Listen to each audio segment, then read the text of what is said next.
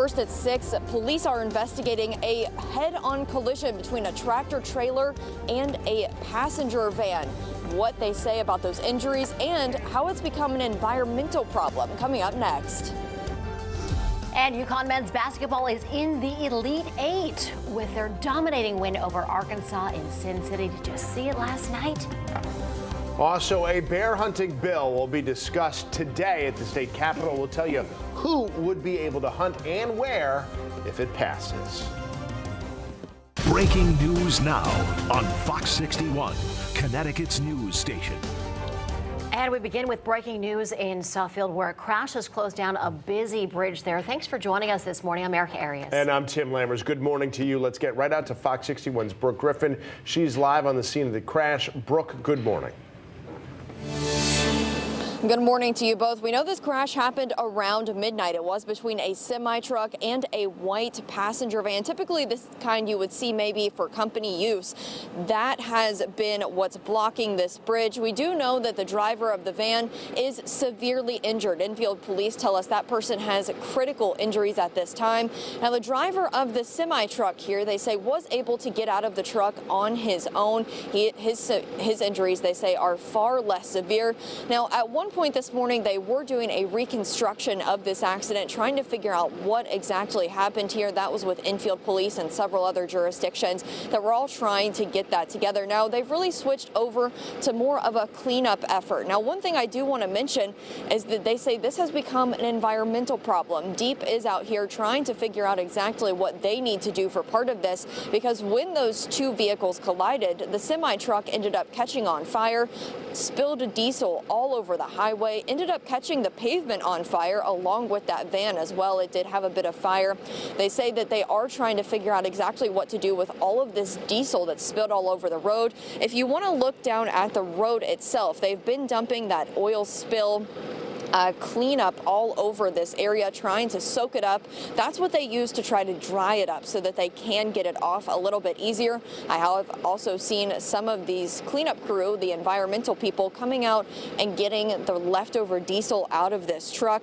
They say this is something that's going to take several hours for them to get cleaned up. They still have to tow that truck away, and it's not going to be easy, I heard from police, because there's no front tires left on that truck. So this is a very, very large operation. They are going to have to work on it for several hours. You will need to avoid the bridge from Suffield to Enfield and vice versa. It's going to be closed for a long time, but I will update you as soon as we have any progress on that. Live in Suffield, Brooke Griffin, Fox 61, Connecticut's news station. All right, Brooke, thanks so much. Now, in terms of getting around this crash, because we obviously know that people typically travel this heading from the Suffield area into Enfield via the bridge, let's talk some detours. So if you are traveling southbound, let's bring you down into the Windsor Locks area. You can head over the Route 140 bridge. You can get there via Route 5 or Route 159 from the Suffield or Enfield area. Now, if you're traveling northbound, your best bet is going to be to head up to Agawam and get over the bridge in Agawam via Route 159 or Route 5 as well. Now, Brooke also had mentioned that DEP is on scene for this crash because of the environmental impact. They also have the DOT coming to the scene to check to make sure that the structure of the bridge itself was not impacted. So it is going to be a closure that is expected to last well throughout the morning into the daytime, but of course we'll keep you up to date with any new information. We also have a crash over on the Merritt on the southbound side. It's a crash after exit 61 right near Whitney Ave, so just be mindful of this if you are in this area. State police say that the crash itself is off of the roadway, so it isn't really impacting the highway all that much. All right, Tim and Eric, I'll send things back over to you, and we'll check in again coming up at 6:30. All right. And we're turning to the Weather Watch right now, taking a live look, checking out the view over Hartford right now at 6:04. Yeah, so let's get right over to meteorologist Rachel Piscatelli so you can plan your day and your weekend. Good morning. Hey, good morning. Not a bad start to the day. We're a little bit cooler than we were this time yesterday, but still overall mild to start. Take a look at where our numbers are sitting, anywhere from 2 to 10 degrees cooler than this time yesterday. However, we're still above where we should be for overnight lows. So we're looking at 34 degrees in Torrington. It's 41 in Hartford. Hartford, 46 in New Haven, 43 in Chester. Certainly want to grab that light jacket before you head out the door. It's dry today. We have variable cloud coverage expected. We are looking at a system that'll impact us tomorrow morning. So for today, looking at 39 degrees, partly cloudy skies, variable cloud coverage for the ride home at 51 degrees. Here's the temperature spread, 47 to about 53 degrees. Tonight we're down into the 20s. And then for tomorrow, we bring a rising chance for a bit of mix and rain. So it's a soggy start to your weekend. The second half of your weekend looks a little bit better. We'll dive into those details coming up in just a bit. Rachel, thanks. All right, UConn men's basketball team, they're heading to the Elite Eight. It's the first time the team has made it this far in a tournament since 2014. Yeah, that's the same year that they won their most recent national championship. And now I think after another dominating win last night, a lot of people in Connecticut are starting to think they might win the whole thing here. They absolutely destroyed Arkansas in the Sweet 16 in Sin City. And here we go. And we're checking in with Fox 61's Lindsay Kane. She's live up in stores with much more. Hey, Lindsay, how's it going there?